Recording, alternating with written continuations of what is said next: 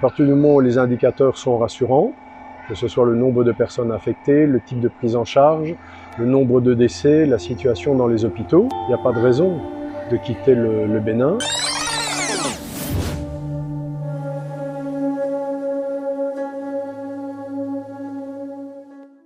On a l'impression d'attendre quelque chose, mais de ne pas savoir ce qu'on attend. Ça me fait peur parce que moi je pars, mais je laisse toute ma famille ici.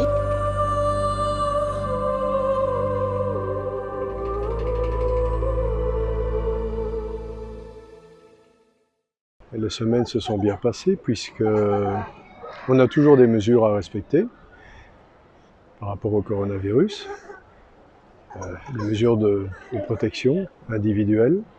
Mais pour le reste, la ville se réouvre, je dirais, puisque de plus en plus de mesures sont maintenant levées. Puis il semblerait que la situation soit maîtrisée au Bénin, puisqu'officiellement on est toujours à 250, 300 cas qui sont traités, soignés, seulement 3 décès.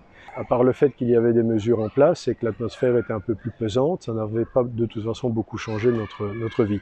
Et puis pour les cas, oui voilà, je pense que c'est l'effet du dépistage, le fait aussi que beaucoup de personnes qui sont arrivées à infecter sont arrivées par l'aéroport de Cotonou.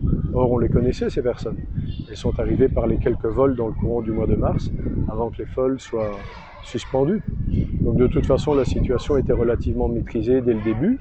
À partir du moment où les autorités ont mis en place des tests systématiques, et notamment sur cette population, on a pu mesurer précisément quel était le degré d'infection. Mais les enfants sont rentrés à l'école parce que l'école a donné toute assurance que les mesures de protection individuelle, distanciation sociale, surtout masque, gel, seraient respectées. Et dans le cas du lycée français, c'est vrai. Les professeurs, les instituteurs ont quand même fait un gros travail. Les cours ont repris, c'est vrai, mais pas à temps plein.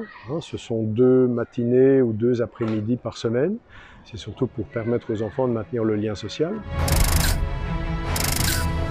Au jour d'aujourd'hui, la situation ne s'est pas aggravée, certainement pas. Donc les gens qui sont restés, de toute façon, n'ont aucune raison maintenant de partir dans la précipitation.